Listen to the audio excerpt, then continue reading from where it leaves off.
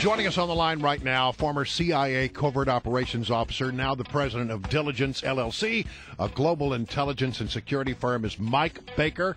Good morning to you, Mike. How are you? Also, kind of, he's on Red Eye a lot, just like I am. If you stay up late at night, Red Eye guys. That's right. How are you, Mike? There it is. So that would be the career highlight. That's right. Forget all that covert operations stuff. He's on Red Eye. He gets the beat up Gutfeld now. Which might be actually great training to be on Red Eye with that Gutfeld guy. Okay, so listen, I got a question for you here, Mike. We heard the President of the United States say, you know what? I was an intelligence failure, and you know, the DNI, the Director of National Intelligence, James Clapper, he admitted that we didn't quite have the right bead on ISIS. But we now are finding out through testimony that was on the Hill back in November of 2013 from Assistant Secretary of State Brett McGurk that indeed they were well aware of ISIS and how it was rising. And in fact, Jonathan Karl asked a really good question in the White House briefing yesterday. This is one of your key people on Iraq who was raising this alarm in November of last year. Did this message get to the president? Did he believe it? Did he not hear it? What happened? So that's my question to you. What happened here, in your estimation? Well, I think the standard default position for the administration appears to be that either we were caught by surprise or there was an intelligence failure. That this is not the first time, clearly, that the intel community, and to be fair, not just by this administration, but by every administration going back to the beginning of time, that the intel community has been thrown, to the wolves, and the agency, the CIA, expects that to happen. I mean, it's an easy scapegoat in a sense up on Capitol Hill, and there's a typical game that goes on. But there's a well-worn path between Langley, with the headquarters of CIA, and the intel community in general, and the White House, and Capitol Hill by briefers going up and talking about not only the developments over the past couple of years of the Islamic State, of Al-Qaeda as it strengthened in Syria and Iraq, of the concerns over the readiness of the Iraqi army following the departure of U.S. troops. All this information was being pumped into the White House, whether it was through the Presidential Daily Brief, the PDB, or through other assessments. All right, so hold on. I'm going to stop you right there, because I just got to drill down on this one point. Right. So we know that the intelligence existed. Mike Rogers, the chairman of the House Intelligence Committee, confirmed that as well yesterday, saying that it does exist, and we knew about it. Maybe June of 2013, we'd already identified this problem. So one of two things are happening. Either the president is not getting that information, somehow the intelligence is being shaped in a way where he's not getting that intelligence, or he just literally, in a move of political convenience, threw the CIA under the bus. Which is it? Well, it's certainly the latter. He threw the CIA and the intel community, and obviously Jim Clapper, who is how he stays in that position with all the self-inflicted wounds and his various mea culpas, I don't know. But there's also this: the White House chooses what to focus on. And they choose on that based on a variety of things. So some of it's just straight up, what do they consider to be their priorities? What's their political agenda? What fits their narrative? And so they make that decision. That information was getting in there. What they were doing, how they were paying attention to those reports, I don't know. That would be speculation on my part. It's inane, it's facetious, whatever other words you want to use, for the president and for his team to say that they were somehow surprised. Look, I mean, at the beginning of the year, there were warnings issued saying that the Islamic State, ISIS, ISIL, whatever you want to refer to it as, was grabbing additional territory, was building strength.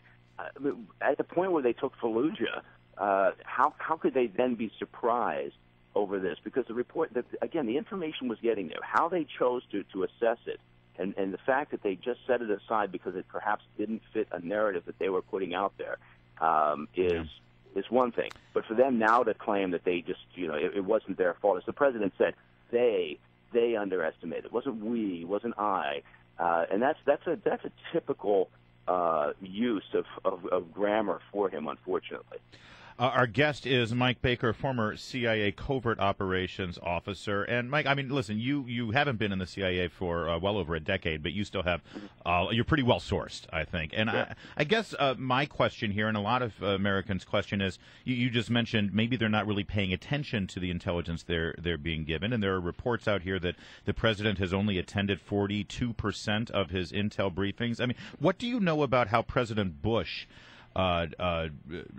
took advantage of these briefings and absorbed this information versus President Obama's method of operation?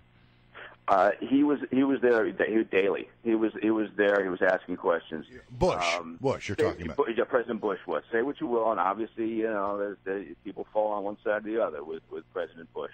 But he was inquisitive. He was curious. He found it to be important enough. There. His intelligence briefing was a live briefing with real people where he could engage and have back and forth over the information generally. Right, and that's the way it's supposed to. That's the way it's supposed to be, and typically in the past it has always been. And again, look, I can't. It's not fair for me to speculate on why President Obama chooses not to attend so many intelligence briefings. But at the end of the day, you're commander in chief. Your responsibility is national security. Your responsibility is protecting the homeland. You know, people work very hard on preparation of the presidential daily brief, and it's unusual. Let me put it that way in a diplomatic sense to miss. Why be diplomatic? You're not a diplomat.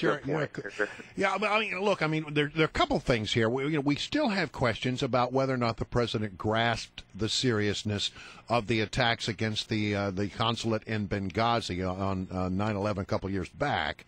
So there's that question, and then you know, what did he do that night? I mean, is the president absent in your estimation on the issue of national security? I mean, really, if that's true, that's a pretty egregious lapse.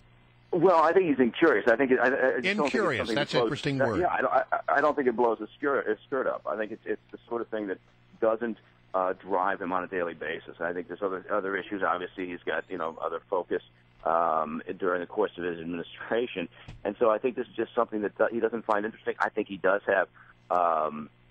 He has probably the weakest foreign policy team that we've seen in a very, very long time, and that drills all the way down to the daily, admin of the foreign policy operations. So I think that, it's unfortunate because we're living in a time right now where you'd have to go back decades to find this number of hotspots. Well, very quickly, because our time is running down. I mean, you talk to people in the intelligence community who are still active. Are they hacked off about this? Well, sure. I mean, anybody who just sets aside, politics and thinks about this in an objective fashion, if they were in that position, yes, they would be extremely, what's the word I'm looking for, irritated that that you would spend all this time. I mean, and again, it's no secret. It's an odd move. Also, think about this: for an administration that's supposedly so politically savvy, so clever, knowing that it's not the case, that information wasn't being handed to them. To be aware of the situation as it was growing. It's odd for them now to come out and say, well, this is the problem. The problem was we were just because, it was an intel failure. It's easy to refute. And so it's strange that they would be, in a sense, so naive to put that out there as their narrative. Michael Baker, we got to leave it there. Thanks so much for joining us again. He's a former CIA covert operations officer and now president of Diligence LLC, a global intelligence and security